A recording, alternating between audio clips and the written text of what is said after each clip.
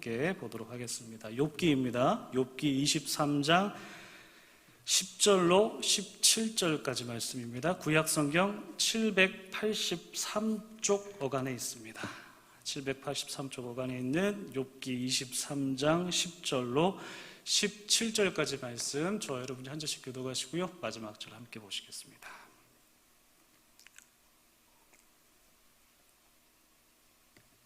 욥기 23장 10절로 17절까지 말씀, 제가 먼저 읽겠습니다. 한 절씩 교독하겠습니다. 그러나 내가 가는 길을 그가 아시나니 그가 나를 단련하신 후에는 내가 순금같이 되어 나오리라. 내 발이 그의 걸음을 바로 따랐으며 내가 그의 길을 지켜 치우치지 아니하였고 내가 그의 입술의 명령을 어기지 아니하고 정한 음식보다 그의 입의 말씀을 귀히 여겼도다. 그는 뜻이 일정하시니 누가 등이 돌이키랴.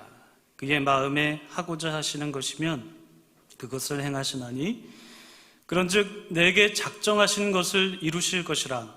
이런 일이 그에게 많이 있느니라. 그러므로 내가 그 앞에서 떨며 지각을 얻어 그를 두려워하리라. 하나님이 나의 마음을 약하게 하시며 전능자가 나를 두렵게 하셨나니 이는 내가 두려워하는 것이 어둠 때문이나 흑암이 내 얼굴을 가렸기 때문이 아니로다. 아멘. 네, 참 좋으신 우리 주님의 크신 은총이 우리 토론토 한의장로교회 모든 분들 가운데 오늘도 함께 하시기를 주님의 이름으로 축복합니다. 네, 여러분 주변에 계신 분들과 함께 인사하시겠습니까? 잘 오셨습니다. 네, 축복합니다. 네, 잘 오셨습니다. 시간을 변경하니까 조금 더 이렇게 많은 분들이 오신 것 같습니다. 감사합니다. 여러분, 오늘 설교 제목이 뭐죠? 네? 소외당할 때 붙들어야 할 세 가지입니다. 소외라는 것은 경험하고 싶지 않은 거죠. 여러분, 소외가 무엇일까요? 소외는 집단으로부터 배제된 것입니다. 어떠한 집단이 있습니다.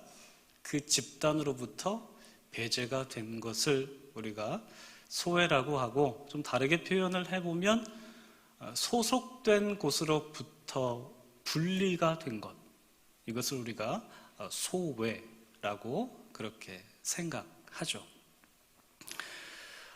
동서고금을 막론하고 사람이라면 누구든지 이 소외당하고 싶지 않을 것입니다. 그런데 특히 동양 쪽, 우리나라 같은 경우에는 이 소외당하는 것에 대해 있어서 좀 민감하게 생각하는 것 같아요. 왜냐하면 우리나라의 민족성이 바로 이 공동체성을 굉장히 중요하게 생각하기 때문입니다. 어떻게 그것을 알 수 있냐면 우리가 사용하는 언어를 보면 알 수가 있습니다. 제가 오늘 새벽에도 언어는 존재를 담는 그릇이다라고 그런 비유를 좀 했는데요. 말이라는 것은 존재를 담는 그릇이기 때문에 우리의 언어를 돌아보면 우리의 정체성을 발견할 수가 있죠. 그러니까 우리가 이런 말을 종종 사용합니다. 우리가 교회라는 표현을 할 때도 그냥 교회라고 하기보다 우리 교회라고 표현하죠. 우리 교회. 학교도 우리 학교. 집도 우리 집. 아빠도 우리 아빠, 엄마도 우리 엄마, 심지어 아내도 우리 아내. 굉장히 좀 캐나다 사람들이 들었을 때 좀 이상한 그런 표현입니다. 우리는 대한민국 사람들은 이렇게 우리라는 표현을 관용적으로 사용하는데, 그런데 이제 제가 캐나다 온 지 한 2년 정도 됐지 않습니까? 근데 저희 아이들의 표현을 이렇게 들어보면 좀 바뀌는 것 같아요. 특히 저희 막내아이가 우리 학교라고 하지 않고 내 학교라고 하더라고요. 내 학교, my school, 내 학교라고 표현하더라고요. 우리 집이라고 표현하지 않고 내 집, 저희 집 아니거든요. 내 집이라고 표현해요. 그러니까 이 캐나다에 한 2년 정도 살다 보니까 여기에 문화에 좀 익숙해졌는지 우리라는 개념보다 나의 개념이 조금 더 강화되는 것을 그렇게 엿볼 수가 있습니다. 그런데 우리나라 사람들은 우리라는 표현을 사용함으로써 이 공동체성을 굉장히 강조하고 있는 것이 우리나라 문화이고 우리나라의 정체성의 한 단면이다라고 볼 수가 있는 것이죠. 그렇기 때문에 우리나라 사람들이 이 공동체로부터 분리가 되었다. 집단으로부터 배제가 되었다. 한마디로 소외당했다라는 것에 있어서 그래서 더 민감하게 반응하는 것 같아요. 내가 소외당했네? 나 혼자 있네? 그렇게 생각하는 것을 우리는 미덕이라고 여기지 않죠. 바로 우리의 말 속에 담겨 있는 우리의 정체성이 공동체의 중요성을 갖고 있기 때문인 것입니다. 그래서 소외당하고 싶지 않습니다. 여러분 소외당해 본 적 있으십니까? 있으시죠? 저도 소외당해 본 적이 있습니다. 제가 어릴 때 아주 강렬하게 저의 기억에 남아있는 소외의 경험이 있는데 제가 어릴 때 저는 축구를 되게 좋아하거든요. 축구 같은 거, 농구 같은 거 되게 좋아해요. 그래서 학교 형들하고 그리고 저희 친구들하고 같이 모여서 축구 시합을 이제 하려고 하는데 이제 형들이 나갈 선수를 지목을 하는 거예요. 그 중에 어떤 저보다 한 살 많은 형이 이렇게 한 사람 한 사람씩 지목을 합니다. 저희가 동그랗게 이렇게 서 있었는데 그 형이 가운데 딱 서가지고 너 해, 너 해, 너도 해, 너도 해. 제 앞에 딱 왔어요. 너 하지 마. 그런 경험을 제가 해봤습니다. 제가 웬만하면 반에서 대표로 뽑히는 그런 선수거든요. 근데 저보고 하지 말라고 그러는 거예요. 그래서 굉장히 저는 그때 받았던 그 소외감이 물론 감정은 아직까지 남아있지는 않지만 그때 경험했던 그 기억이 너무나 생생하게 남아있어요. 심지어 그 형의 이름까지 저는 아직도 기억합니다. 확 그냥 말해버릴라.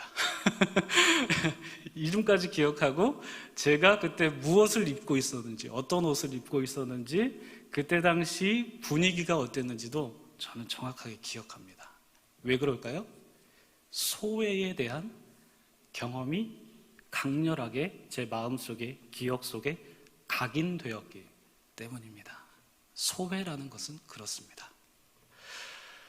사람으로부터 소외당했다는 것이 굉장히 깊은 상처와 아픈 트라우마로 자리하게 되는데 사람으로부터의 소외뿐만 아니라 여러분 하나님으로부터 소외감을 느꼈을 때 그때 받았던 감정과 느낌과 그 경험들도 굉장히 오래 갑니다.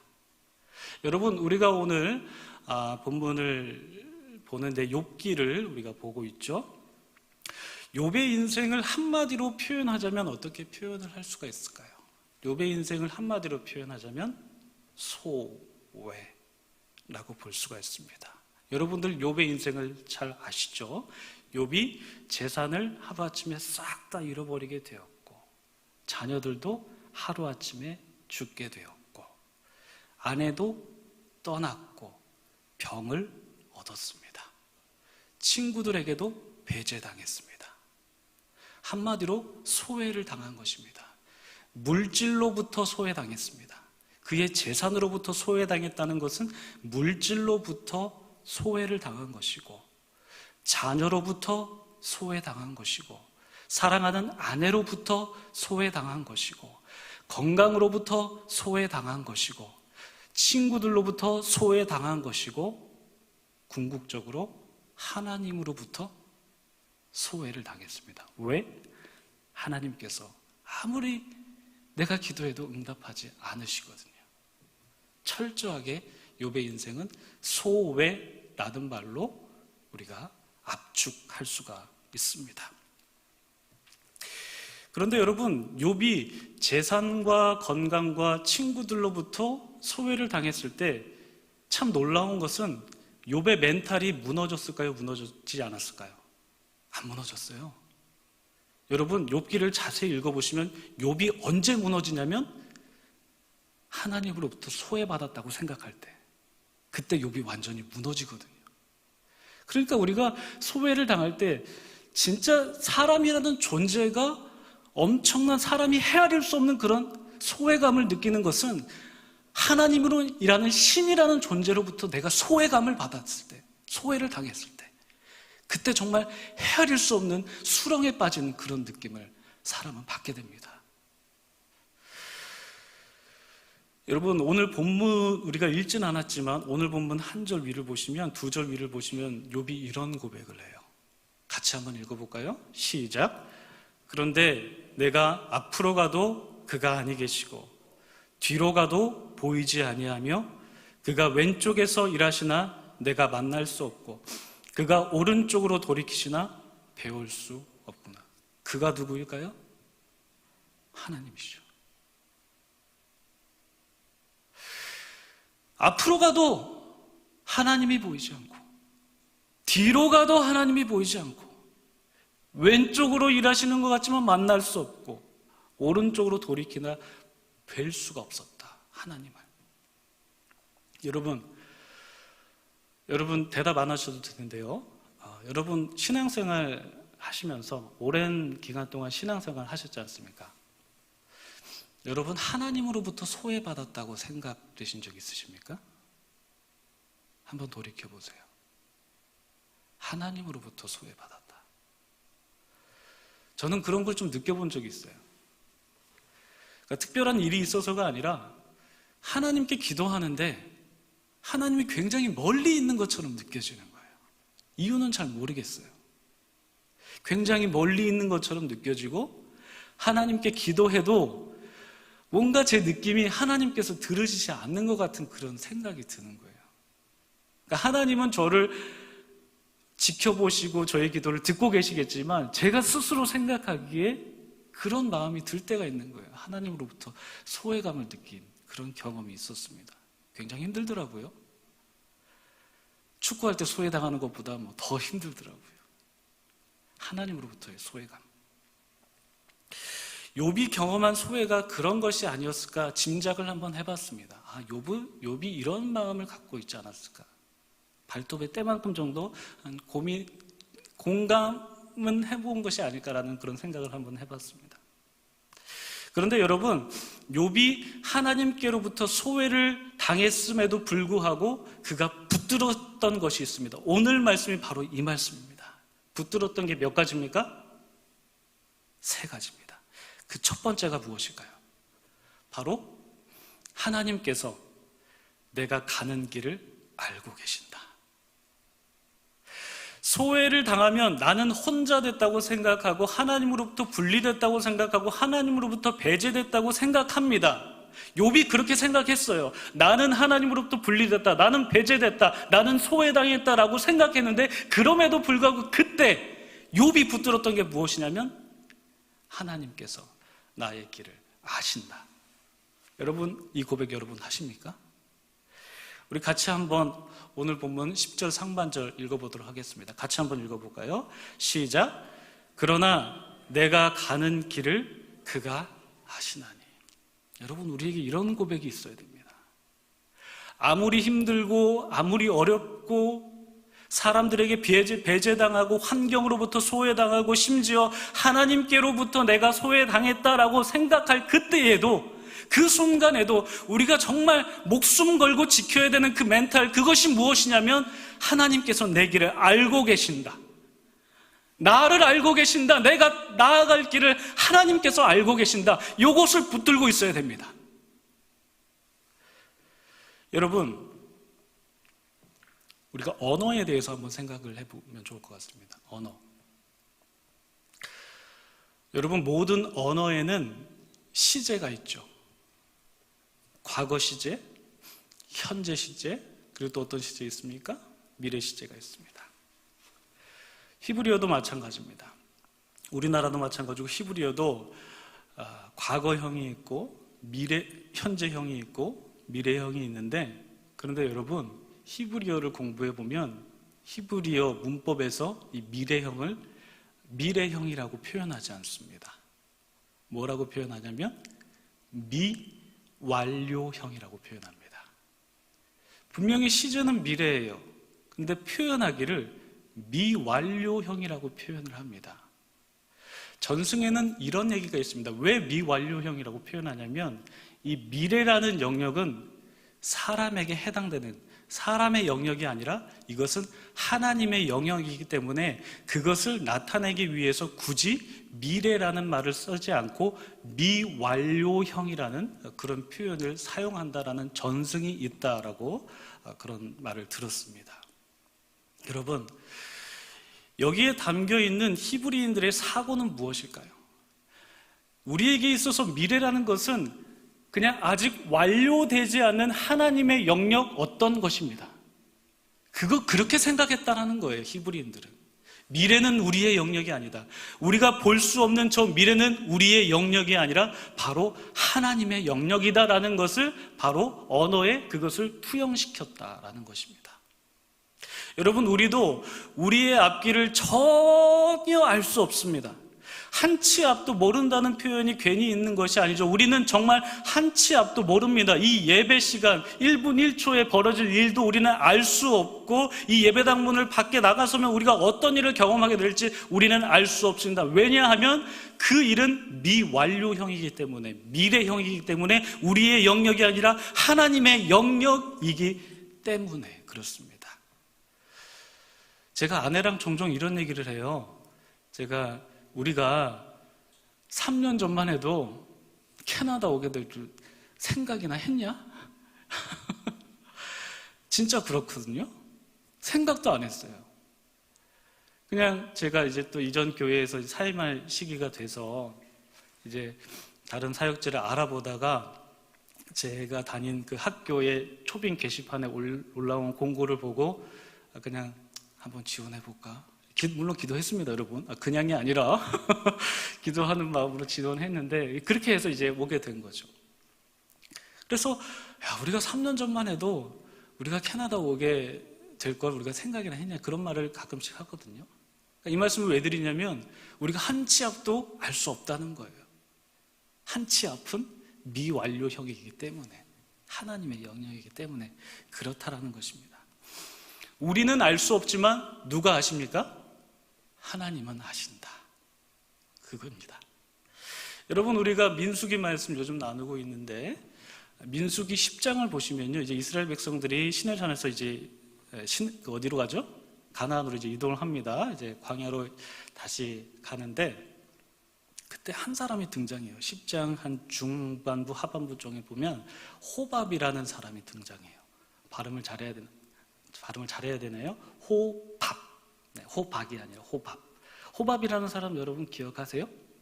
이 호밥이 이드로, 그러니까 모세의 장인 이드로의 아들이 호밥이거든요. 그러니까 모세에게 있어서는 처남격이 되겠죠. 이 호밥이 등장하는데 이스라엘 백성들이 시내산을 떠나서 이제 가나안으로 향해서 이제 광야로 다시 들어가는데 그때 호밥이 무슨 말을 하냐면 내가 이제 떠나겠다고. 나는 나의 친족으로 내가 있던 고향으로 가겠다고 그렇게 말을 하거든요. 그때 모세가 어떻게 합니까? 호밥을 붙잡아요. 가지 말라고. 왜 붙잡죠? 우리가 이렇게 진을 쳐야 되는데 이것을 아는 사람이 당신밖에 없습니다. 당신이 가면 우리는 어떻게 할 수가 없습니다. 당신이 우리의 모세의 편입니다. 당신이 우리의 눈이 되기 때문에 가지 마십시오. 붙듭니다, 모세가. 그래서 안 가거든요. 여러분, 광야에서 진 치는 법을 모르는 일은 굉장히 두려운 것이라고 할 수 있습니다. 이 모른다, 무지로부터 오는 두려움이 상당히 좀 큽니다. 여러분, 제가 대학 시절에 아르바이트를 많이 했거든요. 근데 그 중에 했던 아르바이트가 뭐냐면 시각장애인의 활동을 보조해주는 이른바 활동보조인이라고 그렇게 명명하는데 시각장애인을 제가 보조해주는 그런 아르바이트를 했습니다. 근데 제가 도와줬던 그 학생인데 남자 학생인데 그 학생은 중도 실명자예요. 그러니까 날 때부터 못 본 게 아니라 어느 정도 보다가 중간에 실명을 해가지고 사고가 있었던 것은 아닙니다. 그런 중도 실명자였는데, 그래서 제가 한번 친구한테 물어봤어요. 슬쩍 너 마지막으로 본 게 어떤 거냐고, 뭘 기억하냐고 물어봤거든요. 근데 어릴 때 도로가에 지나가는 자동차들이 기억난다고 그래요. 근데 그 이후에 눈이 점점 어두워지더니 아예 이제 빛조차도 구분하지 못하는 그런 실명자가 되었다라고 그렇게 말했거든요. 근데 정말 내 앞을 볼 수 없을 때 느꼈던 감정, 그 친구가 느꼈던 감정이 무엇이냐면 무엇일 것 같습니까? 두려움이에요. 못 보니까. 못 본다는 것은 내 앞에 뭐가 있는지 모르니까. 그때 두려움이라는 감정을 느꼈다라고 이 친구가 그렇게 이야기를 합니다. 내 앞에 있는 것이 무엇인지 모른다. 무지. 이 무지로부터 오는 두려움이 상당히 크다는 것이죠. 여러분, 우리는 우리 앞에 인생길에 한 치 앞도 알 수 없습니다. 그런 우리가 앞을 볼 수 없는 우리가 붙들어야 되는 것이 무엇이냐? 아까도 나누었듯이 나는 모르지만 하나님께서 나의 길을 아신다. 이것을 우리가 붙들어야 되는 첫 번째라는 것입니다.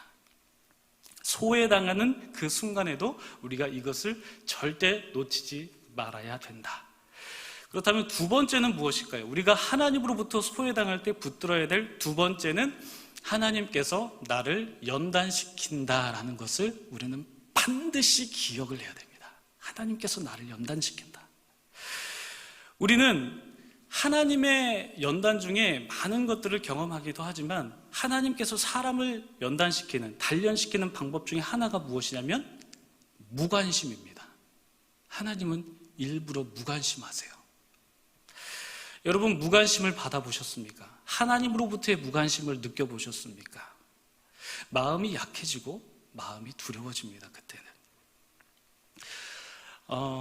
제가 오늘 좀 집안 얘기를 많이 하는데요. 제 아내가 아이들을 훈육할 때 마지막으로 쓰는 최후의 훈육 기술이 있습니다. 그것이 무엇일까요, 권사님? 무관심. 무관심. 애들이 막 말을 안 들어요. 그러면 막 혼내다가도 마지막 쓰는 기술, 알아서 해. 무관심. 그러면 아이들이 굉장히 두려워합니다. 부모로부터 무관심을 받는 그 자녀의 마음이 굉장히 두렵다는 것이죠. 하나님께서 바로 그런 방법을 사용하신다는 것입니다. 무관심하세요. 일부러. 여러분, 오늘 본문 16절, 17절 한번 보실까요? 제가 한번 읽어드릴게요. 하나님이 나의 마음을 약하게 하시며 전능자가 나를 두렵게 하셨나니 이는 내가 두려워하는 것이 어둠 때문이나 흑암이 내 얼굴을 가렸기 때문이 아니다. 여러분, 우리가 이 말씀 잘 봐야 됩니다. 하나님께서 우리에게 무관심하셔서 우리의 마음 가운데에 연약함이 찾아오고 그리고 두려운 마음이 찾아오는데, 그렇게 욥이 자기의 마음이 약하게 되고 자기 마음 가운데 두려움이 찾아오는 이유는 16절에 보시다시피 하나님이 나의 마음을 약하게 하셨다. 전능자가 나의 마음을 약하게 하셨다. 이렇게 말씀하거든요. 여러분, 욥이 마음이 약해지고 욥이 두려워진 이유는 여러분, 욥이 가진 것을 잃었기 때문이 아니었습니다. 욥이 자녀들이 죽었기 때문이 아니었습니다. 병을 얻었기 때문도 아니고 아내가 떠났기도 아니고 친구들로부터 배제당했기 때문도 아니었습니다. 그의 마음이 연약해지고 그의 마음이 두려움이 찾아온 이유는 하나님께서 그의 마음을 연약하게 하셨고 하나님께서 그의 마음을 두렵게 하셨기 때문이라고 욥은 말하고 있어요. 여러분, 여러분 삶을 한번 생각해 보십시오. 여러분, 우리는 우리 가운데 있는 어떤 것이 결핍되었을 때, 돈이 없거나 건강이 없거나 무언가 결핍되었을 때 그 결핍이 나를 약하게 만들고 그 결핍이 나를 두렵게 만든다고 생각해요.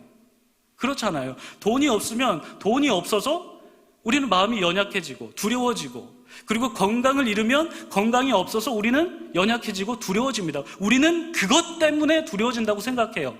왜 우리는 그렇게 생각하냐면 그것이 없었을 때 우리는 두려움을 느끼고 그것이 다시 생겼을 때 우리는 두려움에서 벗어나기 때문에 우리는 그것이 나에게 있는 어떠한 것이 결핍하냐 그렇지 않느냐에 따라서 두려움의 여부가 갈린다고 생각해요. 그런데 그게 아니에요. 성경은 그렇게 말씀하지 않습니다.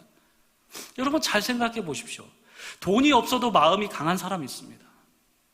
건강이 잃어도 두려워하지 않는 사람이 있습니다. 관계가 깨져도 그렇습니다. 반대로 돈이 많아도 마음이 약한 사람이 있습니다. 건강을 잃어도 그렇고 관계가 깨져도 그렇습니다.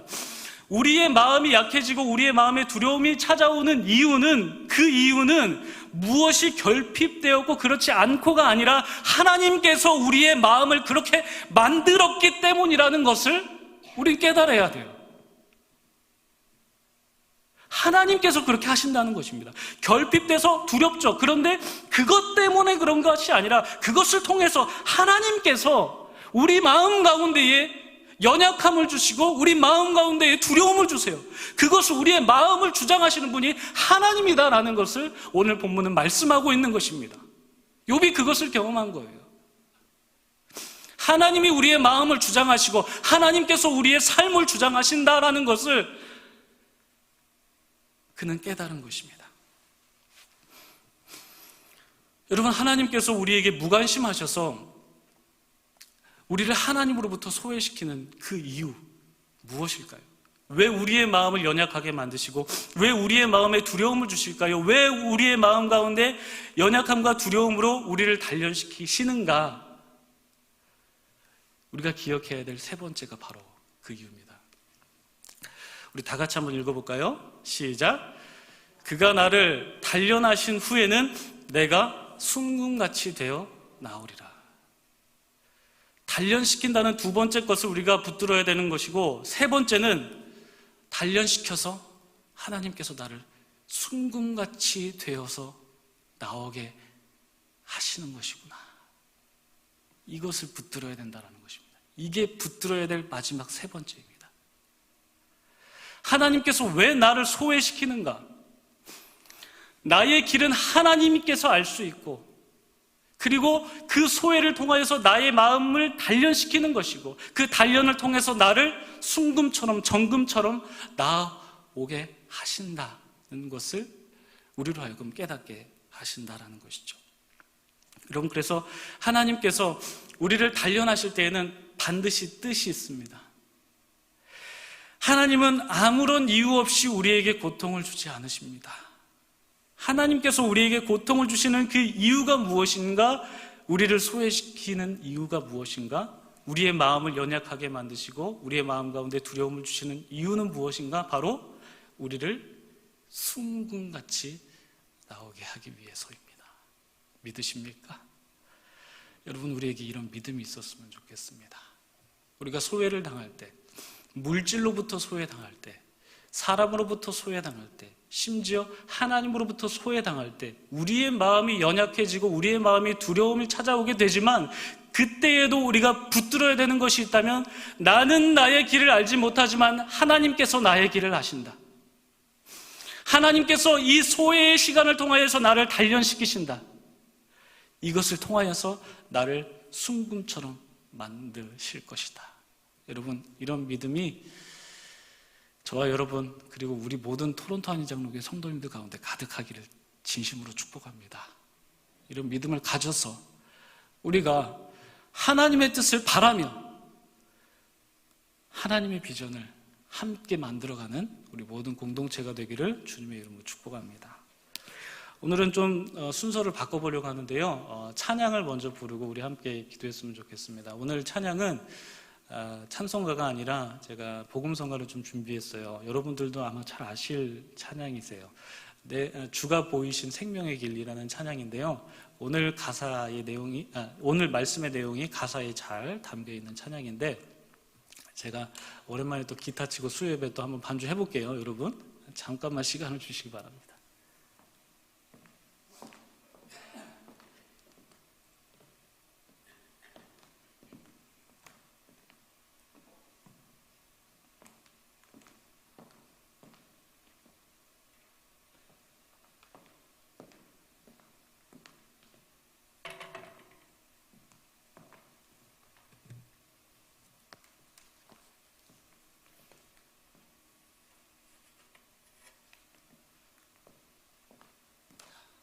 찬양해야 되니까 물 한 모금 먹고 가겠습니다.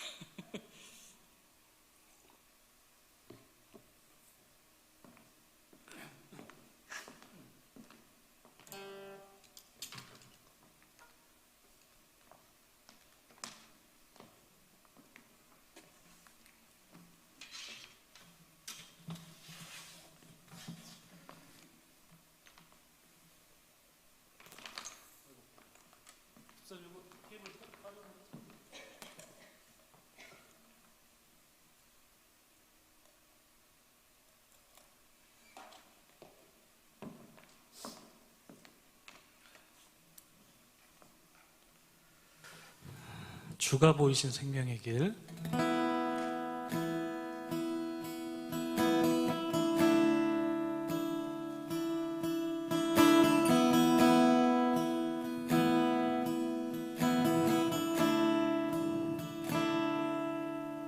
주가 보이신 생명의 길, 나 주님과 함께 상한 마음을 들이며 주님 앞에 나가리.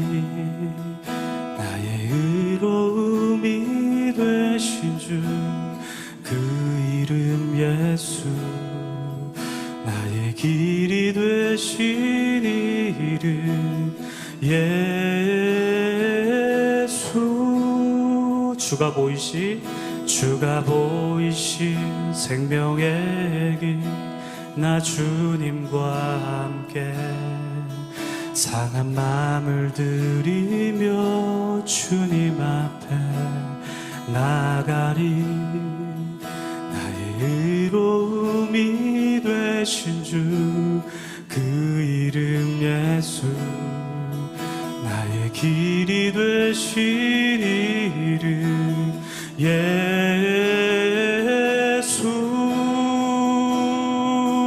나의 길 오직 그가 하시나니, 나를 단련하신 후에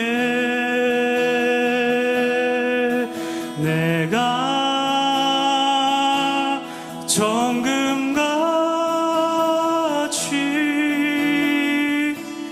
나오리라.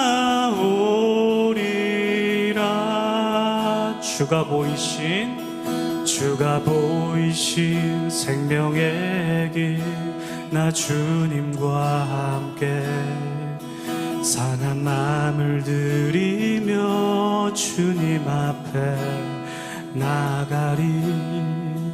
나의 의로움이 되신 주 그 이름 예수, 나의 길이 되신 이름 예수.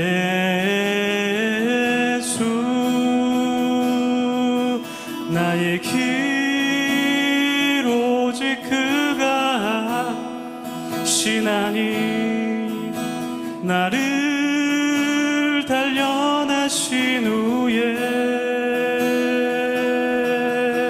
내가 정금같이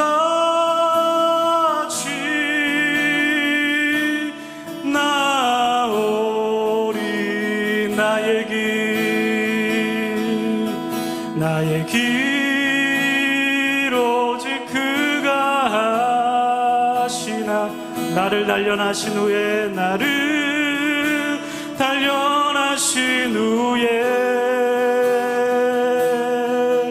내가 정금같이 나오리. 우리 마지막으로 한 번 더.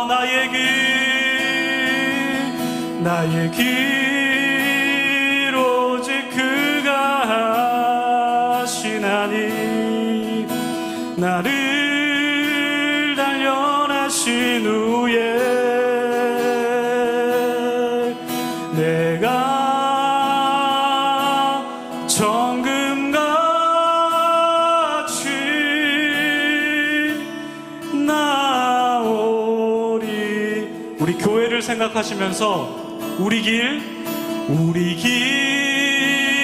오직 그가 우리를 단련하신 후에 우리가 정금같이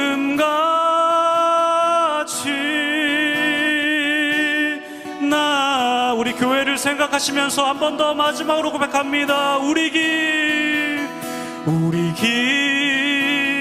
오직 그가 신하니 우리를 단련하신 후에 우리가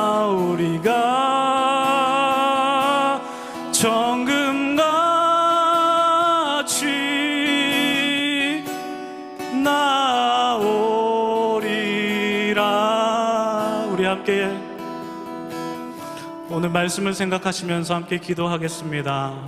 하나님, 우리의 길을 아시는 하나님을 바라볼 수 있도록 도와주시옵소서. 우리가 온전히 우리를 이끌어 가시는 하나님을 의지할 수 있도록 도와주시옵소서.